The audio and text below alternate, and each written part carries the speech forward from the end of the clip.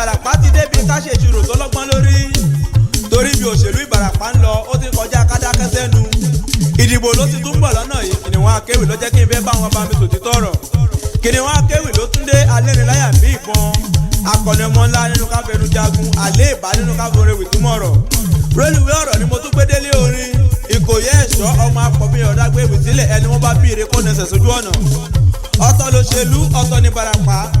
ohun tó ń dé tó ń lọ lọ́dún mẹ́rin lòṣèlú jẹ́ ṣebí títí láì gan ní Ìbàràpá wà o ẹ̀yin tèmi ní màyà làǹlátẹ̀ èrúwà igbóọ̀rà ayétẹ̀ ìdèrè ohun ìgàngàn tápà gbogbo yín pátá ni mò ń ké sí ṣé ẹ tún ti múra tán láti tẹ̀ka ṣé ẹ rántí pé ẹgbẹ́ kan ló ṣe kókó sí wa Ìbàràpá gan lẹ̀ bá jẹ́ ká gbé lárugẹ ẹni tẹ́ ẹ mọ̀ kó kájú ẹ̀ tó lè ṣe gan la àbádìbòyè lọ́dún 2023 táyé ló lè ṣe òun ló kájú ẹ̀ ní tòótọ́ ṣùgbọ́n kì í ṣọmọ ẹgbẹ́ wa wèrè ènìyàn gan ló máa ń sọ̀rọ̀ ẹ̀ lọ́rọ̀ ẹ dìde dìbò ní ọdún 2023 ẹ tẹ̀ka fún ẹni ọkàn yín bá fẹ́ ẹni tẹ́ ẹ bá rí kó lè ṣe gan la bá rán níṣẹ́ o ọdún 2023 yìí gan la bá fẹ́ òun ọmọ Ìbàràpá hàn ọmọ Ìbàràpá ẹjí ẹ má sùn Ìbàràpá ẹjí lójú ọ̀run òṣèlú ẹjí lásìkò ìdìbò èyí ẹ jẹ́ kó rí pé ká jáde fún ìdìbò ọ̀tọ̀ lẹ́gbẹ́ òṣèlú ọ̀tọ̀ lòṣèlú ọ̀tọ̀ lólóṣèlú ọmọ tá a bá rí kó lè ṣe gan ló yẹ ká jọ gbé lárugẹ ìdàgbàsókè Ìbàràpá ló yẹ kó jẹ wá lógún fẹ́ni tó bá ní làákàyè ẹ̀yin ọlọ́pọlọ pípé ní Ìbàràpá ẹ dìde ẹ jáde ìdìbò lọ́dún 2023 o ẹ rántí pé àwọn tó ń ṣojú wa gan lásìkò tó nira fún wa gan ló yẹ ká gbé lárugẹ ẹni ọkàn rẹ̀ bá fẹ́ ẹni tó bá mọ̀ kó kájú ẹ̀ gan la bá dìbò yàn ẹ dìde dìbò fáwọn tó lè ṣàǹfààní fún wa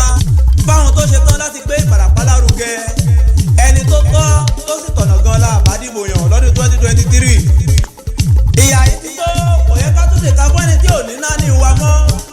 tó jẹ́ pásìkò ìbò gan ni wọ́n máa rántí wa kì í ṣe ẹni tí gbàgbé wa sẹ́yìn àrò gan la bá tún dìbò yàn ẹ ronú ẹjí lójú ọ̀run òṣèlú gbogbo ọmọ Ìbàràpá káfàtà Kiniun Akewi akọni ọmọ Ìbàràpá wọn ò kú ní dákẹ́ tó bá kẹ̀jẹ̀ sí ro tó lára mi wọ́n fi jà fún ìdàgbàsókè Ìbàràpá ni mo ti kọjá Akewi kéékèèké tẹ́nikẹ́ni lè dúnkòokò mọ́ èèyàn tó bá já mi láyà yóò ṣòfò dànù gbogbo olóṣèlú Ìbàràpá tó ń fojú fẹ́ wa tí ò fọkàn fẹ́ wa tí ò nípinnu rere fún Ìbàràpá tó jẹ́ kọjọ́ ayé wọn ìpinnu burúkú ni olúwẹ̀yìn bí òkú akọlù ọbaṣẹ́kú láṣàkó ayélogun wọn ní jẹ́kẹ́ni náà lé láṣeyọrí nínú ìdìbò 2023 tó ń bọ̀ lọ́nà ẹ dìde dìbò ẹ dìbò fẹ́ni tó tọ́ ẹ dìbò fẹ́ni tó yẹ gbogbo ọmọ Ìbàràpá ẹ jí lójú ọ̀run ìbò kì í ṣe ẹni tí ò ní náà ní yín gan lẹ̀ bá tún dìbò yàn ẹ jẹ́ kó rí pé lọ́dún 2023 ó yẹ ká ẹ lè bọ́ lọ́wọ́ ogun ó yẹ ká ẹ lè bọ́ lọ́wọ́ ìyà ọmọ Ìbàràpá ìka yín gan sì ni ó sọ̀rọ̀ sókè ojàre ẹ jí lójú ọ̀run àìbámọ̀ wọ́n lè bí léèrè pé ta lọ́kàn rẹ̀ wèsé tí ẹ̀yin Kiniun Akewi lèmi jẹ́ ọ̀kan ṣoṣo ọmọ nílé tí Ìbàràpá bí ìwé labí tí ń gun géńdé bí ẹni tó gẹṣin ọkọ̀ nẹ́pà ọkọ̀ òṣèlú ọkùnrin gbọ́n bí etí rí àjòrò fọ̀rọ̀ ìjà lọ ẹ̀yin lójú ọba àpènìyàn kan tó milẹ̀ tó dára bá. àfijó gbá wà àfijá gbá wà bá ò bá jó bẹ́ẹ̀ ò bá jà bá a bá ti gbá wà kò tọ́ bí ọmọ Ìbàràpá ẹ̀ jẹ́ ká jí lójú oorun àgbẹ̀ gàárì ọmọ ewúrẹ́ rojú kì í ṣe ro àgùntàn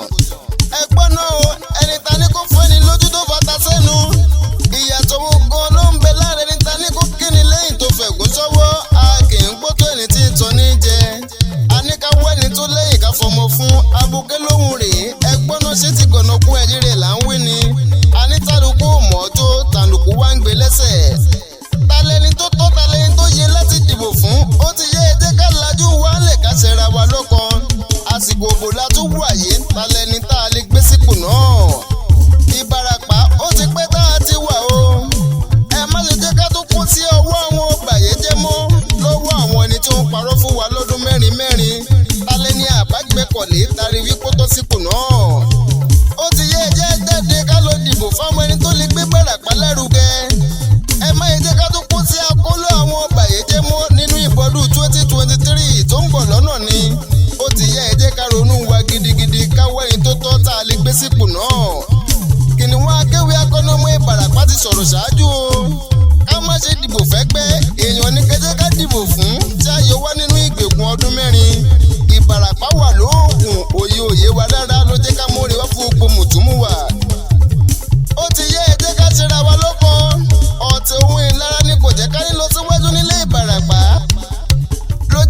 olóṣèlú máa gbà wá jẹun ó ti yẹ ká gbọ́n lọ́dún 2023.